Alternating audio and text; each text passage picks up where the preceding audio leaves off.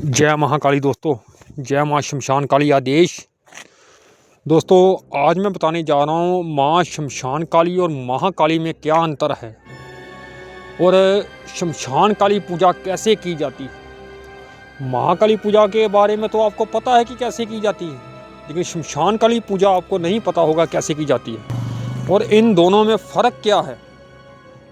दोस्तों आज मैं सारी जानकारी देने जा रहा हूँ, क्योंकि कई मूर्ख लोग दोस्तों बहुत ही बड़ी गलतियां कर रहे हैं कि शमशान काली महाकाली को शमशान काली मानकर घर में उनको खून का भोग लगा रहे हैं और महाकाली को खून का भोग लगा रहे हैं। लेकिन उनको ये नहीं पता कि जब खून का भोग या शराब या मांस का भोग अगर आप घर में लगा देते हैं महाकाली को, तो वही महाकाली शमशान काली का रूप ले लेती है।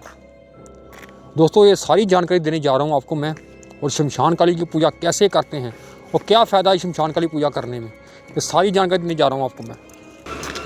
दोस्तों माँ काली जो होती है वो एक है तो वो भी तांत्रिक रूप ही है, तामसिक रूप ही है, यानी कि उग्र रूप ही है। लेकिन महाकाली की पूजा आप घर में कर सकते हैं, कहीं भी कर सकते हैं, मंदिर में कर सकते हैं, जहाँ भी आपको जगह मिले वहाँ कर सकते हैं। उनके मंत्र का जाप आप कर सकते हैं, जो वैदिक मंत्र है उसके उनका जाप कर सकते हैं। लेकिन महाकाली को कभी भी घर में शराब और मांस का भोग नहीं लगाया जाता। ये आप विशेष तौर पर याद रखें कि महाकाली को आपने शराब और मांस का भोग घर में नहीं लगाना आपने। ना ही आप महाकाली पूजा में ये चीज़ें खा सकते हैं।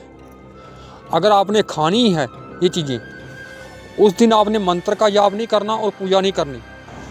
अगर आपने किस दिन मांस खाना ही है तो वो आप रात के टाइम खा सकते हैं, या पूजा करने के बाद। जैसा कि आपने दोपहर को मांस खा लिया, फिर शाम को महाकाली पूजा नहीं आप कर सकते। वैसे भी ये नहीं खाना चाहिए। अगर आप ज़्यादा ही मन करता है आपका, आप विवश हैं, तो आप पूजा करने के बाद खा सकते हैं। उसके बाद आपने मंत्र जाप नहीं करना महाकाली का, ये याद रखिए। क्योंकि बहुत लोग मुझे कमेंट करते हैं कि हम मांस खाते हैं, हम महाकाली की पूजा कर सकते हैं। इस तरीके से आप कर सकते हैं, शाम को जैसे पूजा कर लें, रात को मांस खा सकते हैं। वह दोस्तों अपने देवता का स्थान हमसे ऊपर होना चाहिए। जो भोग हम खाते हैं वही भोग उनको लगाना चाहिए। लेकिन मैं ये नहीं कह रहा आपसे कि आपने मांस का भोग लगाना है महाकाली को घर में, आपने ये नहीं करना आपने। और दोस्तों शमशान काली कौन है? दोस्तों शमशान काली जो है बहुत ही खतरनाक और उग्र रूप है महाकाली का ही एक।